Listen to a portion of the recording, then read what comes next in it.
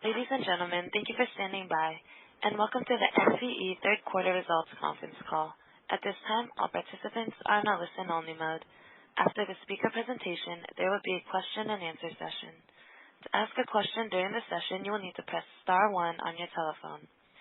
Please be advised that today's conference is being recorded. If you require any further assistance, please press star 0. I would now like to hand the conference to your speaker today, Daniel Baker, President and CEO. Please go ahead, sir.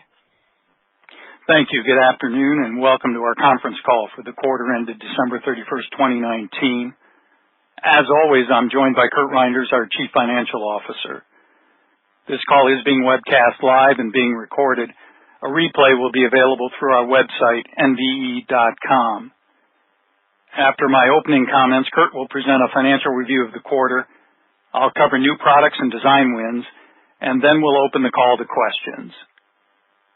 We issued our press release and filed our quarterly report on Form 10-Q in the past hour following the close of market. Links to documents are available through the SEC's website, our website, and our Twitter timeline. Comments we may make that relate to future plans, events, financial results, or performance are forward-looking statements that are subject to certain risks and uncertainties, including, among others, such factors as risks and uncertainties related to future sales and revenue, risks related to changes in tariffs and other trade barriers, uncertainties related to the impacts of the Federal Tax Reform Act enacted in 2017, as well as the risk factors listed from time to time in our filings with the SEC, including our annual report on Form 10-K for the year ended March 31st, 2019. The company undertakes no obligation to update forward-looking statements we may make. We're pleased to report a 9% increase in net income for the quarter, driven by a 3% increase in revenue and a decrease in expenses. Kurt will cover details of our financial results, then I'll cover new products and share 2 new design win examples. Kurt? Thanks, Dan. As Dan said, total revenue for the quarter ended December 31st, 2019 increased 3% compared to the quarter ended December 31st, 2018. The increase was due to a 3% increase in product sales and a 9% increase in contract R&D revenue. The growth was despite continued weakness in the semiconductor market and a bit of weakness in our medical device market. Semiconductor industry sales decreased 11% year-to-year in the most recent available month, according to the Semiconductor Industry Association. The increase in our product sales included sales of new smart sensors. The increase in contract R&D revenue was due to timing of progress towards contract completion. We hope to have another quarter of year-over-year revenue and net income growth this quarter, the quarter ending March 31st. Expenses decreased 21% from the prior year due to a 32% decrease in R&D, partially offset by a 22% increase in SG&A. The decrease in R&D expenses was due to completion of certain product development activities. Dan will discuss ongoing and future product development activities in a few minutes. The increase in SG&A was primarily due to staffing changes. We've added more sales and sales support staff. Interest income for the third quarter decreased 3% due to a decrease in the average interest rates on our marketable securities and money market funds. On the strength of increased revenue and decreased expenses, net income for the quarter increased 9% to $3.73 million, or 77 cents per diluted share, compared to $3.42 million, or 71 cents per share for the prior year quarter. The $1 per share, or $4.85 million dividend this past quarter brought our total dividends paid to more than $100 million since we began quarterly dividends in 2015. Additionally, we announced another quarterly dividend today, payable February 28th to shareholders of record February 3rd. For the first 9 months of the fiscal year, total revenue decreased 8% due to a 7% decrease in product sales and a 14% decrease in contract R&D. Net income for the first 9 months decreased 4% to $11.2 million, or $2.30 per share, compared to $11.6 million, or $2.40 per share last fiscal year. Comprehensive income and cash flow increased for the fiscal year to date despite the decrease in net income. Comprehensive income for the first 9 months increased 2% to $11.9 million from $11.7 million for the prior year period, as an unrealized gain for marketable securities more than offset the decrease in net income. The gain was due to strong bond market conditions. Cash flow from operations increased 7% for the first 9 months to $12.5 million.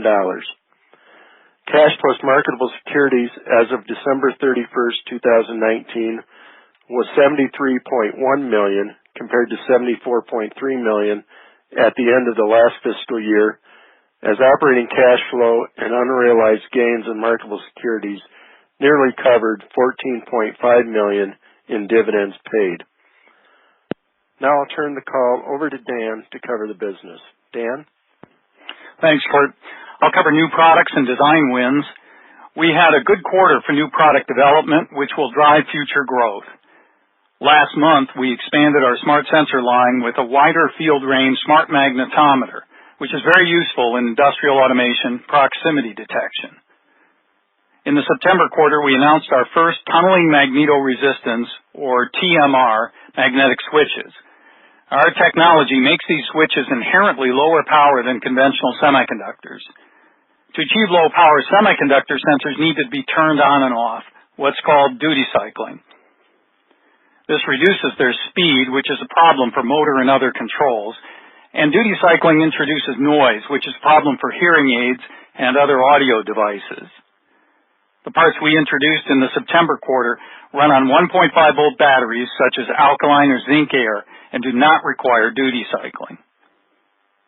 In the past quarter, we introduced TMR magnetic switches that run on 3 to 4 volts, which is ideal for rechargeable devices such as over-the-counter hearing aids and smart audio devices.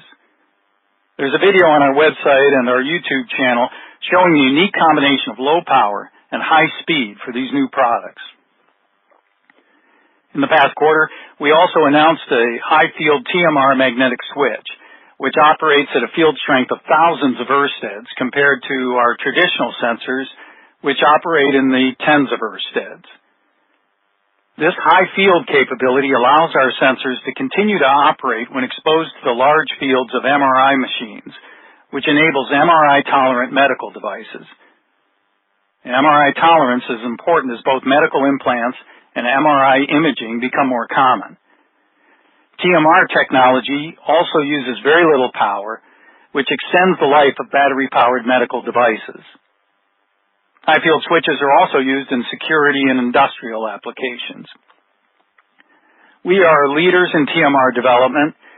TMR uses structures called magnetic tunnel junctions and is generally lower power and more precise than our older giant magnetoresistance or GMR-based products. An example of our TMR research is in a paper by 5 of our researchers presented at the annual Magnetism and Magnetic Materials Conference in the past quarter. That was titled Noise Optimization in Magnetic Tunnel Junctions. We reported on our development of sensors with higher than ever detectivity, which is a key performance figure of merit affecting accuracy. These sensor elements have been deployed in some of our smart sensors and other products we've discussed recently. There are links to the paper abstract on our website and our Twitter timeline. In addition to product introductions, we met a significant smart sensor development milestone recently with the release of a new custom integrated circuit design to our foundry, a milestone that's often called tape-out. This is after an R&D investment of several $100,000. Custom ICs are expensive, but this will allow us to make our most accurate smart sensor ever, The IC represents the culmination of a lot of hard work and ingenuity by our engineers, scientists, and contractors. In the past quarter, we completed a NASA contract by successfully qualifying couplers for the Europa Clipper mission to one of Jupiter's moons. We had shipped the couplers to the Jet Propulsion Laboratory in a previous quarter, but we still had testing to do to qualify the production lot. We did environmental stress testing and other tests. NASA did even more rigorous testing, including total ionizing dose radiation testing, to ensure the parts can withstand the harsh deep space environment. Testing of our parts is a high priority at JPL because our parts will be in a number of spacecraft systems. NASA is targeting to have the spacecraft complete and ready for launch as soon as 2023. In a paper published in the past quarter in the journal Nature Astronomy, NASA scientists believe they detected water, which would mean Europa has all of the elements necessary for life. The Europa mission will do a detailed survey and look for landing sites for future missions. Our part of the Europa project was for a bit more than $100,000, so not huge revenues, but it validates the ruggedness of our technology, which is applicable to commercial markets. For example, we have begun selling versions of similar couplers for internet communication satellite constellations, which have been in the news as a way to extend the internet all over the world. These do have decent revenue potential. As we start 2020, we look back on 2019 as a productive year for product development, starting the first working day of 2019 with our announcement of the world's only smart tunneling magnetoresistance angle sensor, other new smart sensor products including a smart TMR magnetometer, 2 new lines of ultra-low power TMR magnetic switches for medical devices and battery-powered systems, the high field sensors we discussed a few minutes ago, high-speed automotive couplers using the CAN-FD network protocol, and new couplers for the industrial Internet of Things that use a lower voltage data bus. We've been pleased with the response to our new products, especially our smart sensors. I'd like to share 2 application examples. The first example is a smart sensor design win for a sophisticated proximity sensor with a European robotics manufacturer. The design went quickly and is a good validation of our smart sensor strategy. We demonstrated the product to the customer in May, and we shipped the first production order of several thousand smart magnetometers in the past quarter. We gave them an evaluation kit so they were able to quickly evaluate the sensor without having to design a circuit board or write firmware. After testing, they said it was a very good product and selected it for their project contingent on some customizations. With the flexibility of our smart sensor architecture, our team was able to turn those customizations around in just a few months. The first order was for $10,000 to $20,000, and we hope the first of many orders for this project and for this customer. In addition to revenue, feedback from this customer helped us improve the sensor and improve our development tools. The second application example is for an Internet of Things battery dispenser developed in cooperation with one of our distributors for a major supplier of consumer batteries in Japan. The system uses our smart sensors to detect whether the dispenser is running low on batteries. The system notifies the merchandiser via smartphone so the batteries can be replenished. This optimizes travel, inventory, and spoilage. The system is being field tested now and was shown as a smart sensor use case at a trade show in the past quarter. The advantages of our sensor in this application are high sensitivity for wide design latitude and low power, since the system not only dispenses batteries, but uses batteries for power. Now I'd like to open the call for questions. Joelle? Thank you. As a reminder, to ask a question, you will need to press star 1 on your telephone. To withdraw your question, press the pound key. Please stand by while we compile the Q&A roster.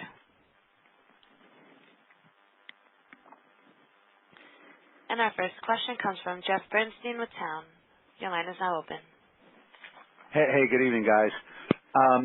So quick question for you on a couple of the product announcements. Do you ever have design wins on these products for a particular customer before you announce the general availability of the product? We often will develop new products with the input from customers. So maybe not what you strictly classify as a design win, but in many cases we're developing a product that the customers requested, and the presumption is that if it's a good product and meets their expectations, that they'll use it. So we try to work closely with our customers, and those smart sensors fell into that category. But those two examples that I gave were both from, what would you call it, a standing start. So those were customers who learned about the product when we announced it, and we had development kits and data sheets, final data sheets ready to go. So the development environment was very important to that first customer, the robotics manufacturer that I mentioned. Yep. So I was interested particularly in the TMR magnetic switches you mentioned. That 1.5 volt you said, I think that would be appropriate for hearing aids. And I know that there's a Phonak hearing aid that's out now, and there was a discussion about it, talking about a disposable type battery and then wanting to go to a rechargeable battery, and it sounded like the second TMR magnetic switch you talked about would be appropriate for that. Do you have some wins in the hearing aids already? We have a fair amount of business in the hearing aid sector. We generally don't talk about it. New, right? Yeah. Right. So we generally don't talk about the specific products because our customers tend to guard that fairly closely. But as you correctly point out, there's interest in rechargeable battery systems, both by traditional hearing aid manufacturers and companies entering the hearing market, sometimes for hearing aids or personal sound amplification devices, and sometimes for devices for normal hearing folks, things like translators or navigation systems. So the higher voltage products that we mentioned, as you know, are ideal for rechargeable batteries. And there's been a fair amount of interest. We have a design win in that space. We haven't said whom, but there's a lot of interest in rechargeable battery systems, which can go up to 4.2 volts. And then also, as you know, the 1.5 volt zinc air battery is still used quite a bit in traditional hearing aids. And that's a different type of challenge because that's not very much voltage to get a sensor to run on a single zinc air battery. Yep, gotcha. Okay, and then I was just curious. From obviously you've had Phonak as a disclosed customer in the past. They have this $6,000 hearing aid, super fancy hearing aid that's supposed to be potentially paradigm changing, and I guess Starkey has been talked about as having a product in that class as well, and I know they're local to you, I think, in Minnesota.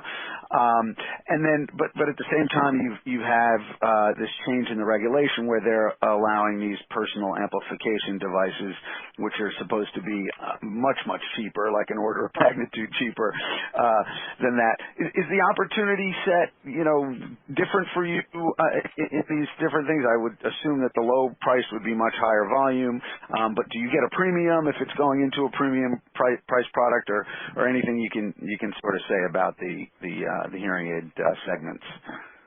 Right. So that's a great point, Jeff. Is that there's a very broad market for hearing devices, and ranging from, as you say, some very high-end, amazing products that are coming out, and to some lower-cost products. And we have product lines that span those types of offerings. So we have different products for different applications, and the voltages are different, which is one thing that you've pointed out, because whether they're running on single cells that are typically 1.5 volts, or they're running on rechargeable batteries, they require different sensor elements.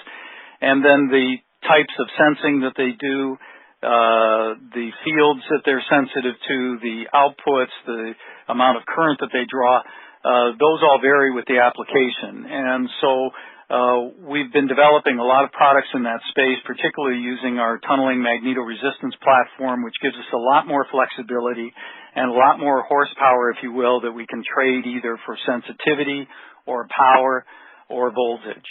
So our development team has done a great job of working with our customers and developing products that fit in those various markets. And as you know, it's really, an exciting time in that marketplace. I think you had pointed out an article where somebody had said that hearing aids were going to be like Jarvis from Iron Man, and that the ear is the new wrist. It's the new peripheral platform for wearables. So we think we're well positioned to lead that market. So it sounds like you have the capability to price to value to some degree, where there's some pretty significant kinds of parameters that have to be hit, and there's some ability to price to that. Yeah, typically, exactly. So typically, if we've got a higher performance product, it costs more to make and it has more value. And then we recognize that there are some products that are much more price sensitive, and we have de-featured products that we can make less expensively that are targeted at those. Gotcha. Okay. And then I just wondered if you could say anything about, you've talked about in the past automotive and robotics, and you did talk about a robotics design win, but you've talked about current sensing, rotation sensing, having that smart interface for those kinds of products in automotive, and couplers also being automotive opportunities. Can you just talk about each one of those segments and give us an update on what kind of traction, if any, you're making in automotive specifically? Right. So we see automotive as an excellent growth market for us, and the number of sensors in cars is projected to increase rapidly, driven by a move towards electric, autonomous, and more sophisticated safety systems. So as you mentioned, we have sensors that can be used to sense current, which is used for battery management systems in cars, rotation sensors, which is used for engine, cam, and crank, electric motors for electric vehicles, as well as a lot of user interfaces, knobs and dials and things that turn, and then proximity sensing. And then on the coupler side, our parts are smaller, more precise, lower power, and more rugged than conventional electronics to transmit information. So we plan to market those products through our private label partnership with a company that has strong automotive sales channels. We have an Automotive Task Force Letter of Conformance, an IATF, International Automotive Task Force Letter of Conformance, which removes some of the barriers to the automotive market. We're working on specific products, and in particular, we're focusing on current sensors and proximity sensors, because we have interest from automotive manufacturers getting those qualified and getting those through the rigorous qualification process that automotive manufacturers have and get them into cars. Now that's sort of a longer term or a medium term opportunity, perhaps a couple of years to get products qualified, but it's a very large market, it's growing rapidly, and we think it's well worth the investment. We're pushing that as fast as we possibly can to get our parts qualified. And in particular, as I mentioned, one of the thrusts is one of our current sensing smart sensors that can be used for battery management systems. Gotcha. Great. And then I think, obviously the PUF business can be a little bit volatile. You saw some recovery there. I think it was last quarter, and just wondering how that's looking, what kind of visibility you have on that going forward. Yeah, I can answer that. We have a little bit of visibility on that. The medical market we expect to stabilize in the most current quarter, the quarter we're in right now. Obviously, longer term, demographics are very favorable for those types of devices. And so, we have had some struggles with the weakness in the semiconductor market, as well as some of our anti-tamper business can be kind of up and down. And that anti-tamper, do you have some visibility now on that in the next couple of quarters, or is that a sort of quarter-by-quarter basis? That's really a quarter-by-quarter basis. We don't have a lot of forward visibility on that, and we're pretty early in the current quarter. Gotcha. Good. Okay. And then any progress you guys are making on the exosome detection or the food safety applications, or are those sort of suspended for now? Well, we're still working on them. We don't have any specifics to report, but exosomes is a very exciting area for cancer detection, early cancer detection. And we continue to work on some of the remaining issues with biosensors, particularly for food safety. And hopefully we'll have some more specifics to report in future quarters. But we view those as longer-term opportunities, but very exciting opportunities. And it's one of the research areas that we continue to invest in. Great. Thanks. I'll let somebody else ask some. Thank you. As a reminder to ask a question, you will need to press star 1 on your telephone.